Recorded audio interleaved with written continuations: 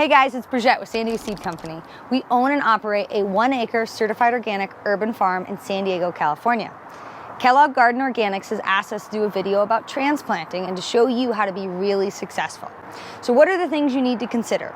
Well, first of all, what size do you transplant your plants at? That's a common question. For us, we try to get them as big as we can before we put them in the ground because we know it's a wild, wild world out there and they're gonna get attacked by insects and all kinds of things. So this is a really good size for a tomato to go into the ground. The other consideration is the root development. This bean here has grown a lot in its small little pot. And if we leave it in there any longer, the roots will become root bound and it's not going to be happy when we transplant it. So this is a clear indicator to us that this bean plant is ready to be transplanted. It has already outgrown the pot that it was in. Now, what are the things you have to remember when you're transplanting? What are the common mistakes people do? Well, first of all, it's really important that you break up the root ball. I know it sounds scary, it seems like you're hurting the plant, but by unraveling these roots, you're gonna allow the plant to grow deep into the ground and establish a better root system and grow quicker and be happier than if you were to just plop it in the ground when it was all grown in a big circle. It's really important to remember that. I know it's scary, but trust me, you won't regret it. The other common mistake people make is that they plant their precious little tiny start into dry soil. Never do that. When you break up these roots, you're automatically going to cause the plant to wilt a little bit because you broke up these very delicate roots.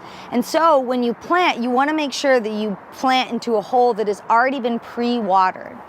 Our suggestion is always that you water even maybe the night before. If you have a raised bed, make sure that it is moist throughout every layer of that raised bed so that when you plant this tiny little plant, it's ready to receive all of that moisture. That's very important. The other factor to consider is how are your plants getting fed? When you transplant your plants, it's a good idea to make sure that you fertilize. And you fertilize with something that the plants can utilize right away. For us, we like to fertilize with a liquid fertilizer that's readily available to our tiny little baby plants. It's something like this. This liquid fertilizer is put with water, and when we water the plants for the first time, we utilize this so that they can get the nutrients they need right away. The other factor that we really like is that it doesn't burn our plants. It's not a chemical fertilizer that could potentially harm the plant if we accidentally give it too much. That's another reason why we like it. So you've learned all these tips on how to be successful at transplanting. Now let's go out in the garden and let's do it together. Okay, so let's do some transplanting together. First of all, tomato, very popular crop. How do you transplant it? Well, as I mentioned before, you really want to make sure that your soil has adequate moisture in it. Look at that guy. That's part of happy soil. So luckily in the last couple weeks, we've gotten rain in California, so I've got some moisture in the soil. But if your soil is bone dry, you really want to make sure that you water beforehand so that the soil is at least got enough moisture in it that when you squeeze it, see how it makes a ball? That's telling me that there's moisture in there. On top of that, I'm still going to pre-water.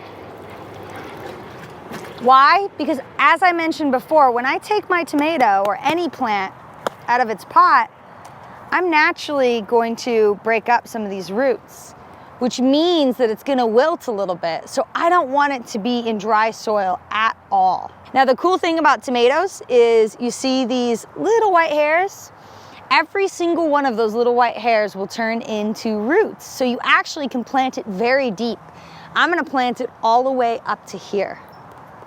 Don't be scared, I know. I'm pinching off the side leaf so I can put it in the hole nice and evenly. So I'm gonna plant it all the way down here and cover it up. Now on top of the water that I put in my planting hole, I'm also gonna water again. I cannot stress enough how important it is that your plant doesn't wilt when it's a little baby. Another tip that I have is if you're planting in a very hot time of the year, it's a better idea to plant in the evening versus in the morning where the plant is gonna sit in the hottest part of the day. You can also put up shade cloth to help protect your baby plants. When they're this little, they're very delicate, and once they get big enough, they can withstand all the warm, hot days, but when they're this little, you really want to baby them. So that's a tomato. Here's a bean. This is a good example. If I were to plant this just like this into a hole, it wouldn't do a whole lot because the roots are all wrapped around like this. I want to break up the roots so that I can tell the plant, hey, I'm free, I'm out of the pot, I'm in the ground, I'm gonna be nice and happy.